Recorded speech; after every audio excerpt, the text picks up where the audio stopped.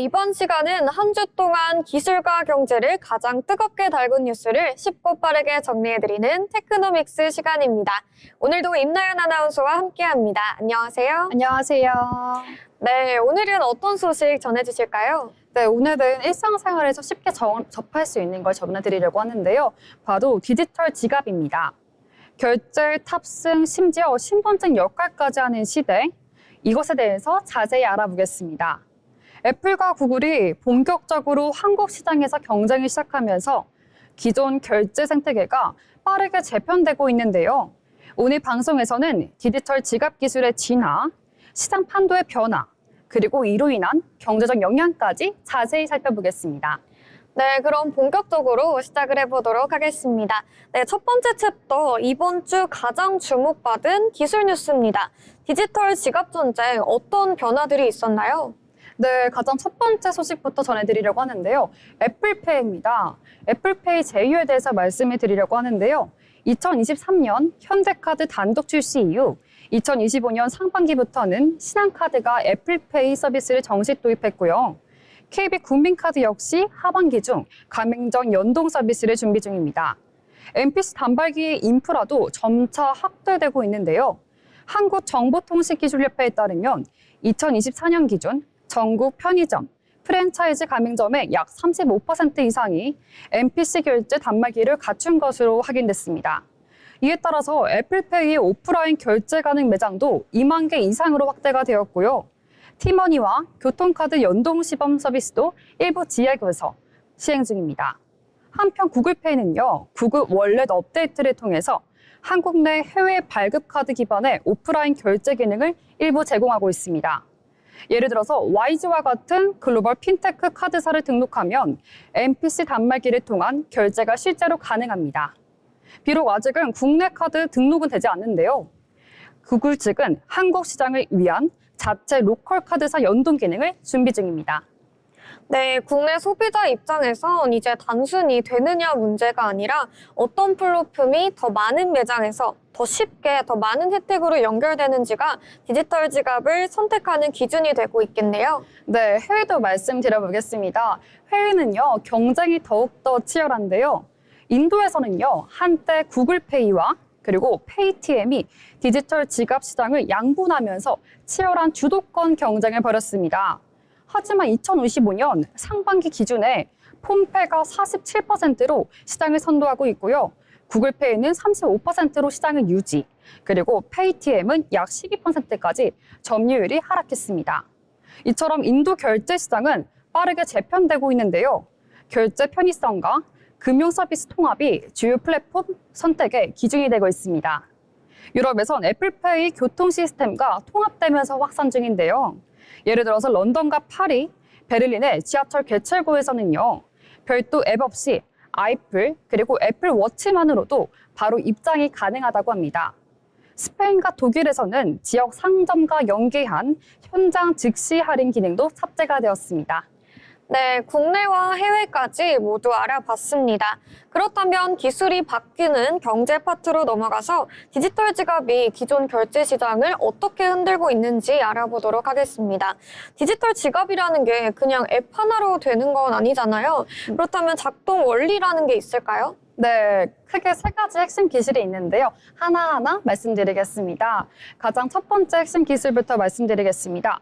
바로 우리가 먼저 스마트폰을 단말기에 가까이 갖다 대면 대면 자동 결제가 되는데요. 이게 바로 NFC, 즉 근거리 무선 통신 기술입니다.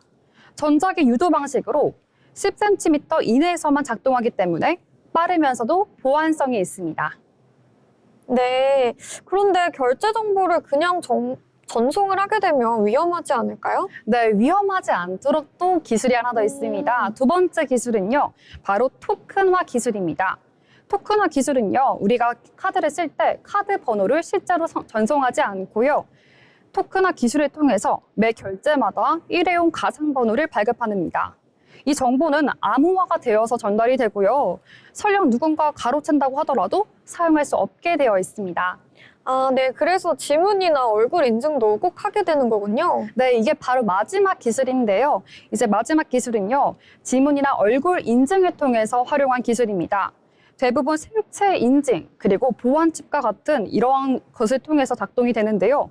이 보안칩은요, 스마트폰 내부에 독립적으로 존재해서 사용자 인증 정보가 외부에 노출되지 않도록 해줍니다. 네, 그럼 이 기술이 시장에 영향을 주는 규모는 어떨까요? 네, 이제 기술을 알아봤으니까 규모까지 말씀해 드리려고 하는데요. 그럼 이제 시장의 규모에 대해서 글로벌 디지털 시장 규모를 말씀드리겠습니다. 2023년 기준 8천억 달러로 추산이 되고요. 2028년까지 연평균 24% 이상의 성장률로 2조 달러에 이를 것으로 전망되고 있습니다. 네, 굉장히 큰 성장률을 보여주고 있는데요. 이 기술로 수혜를 받는 기업들도 있을까요? 네, 먼저 국내부터 말씀드리겠습니다.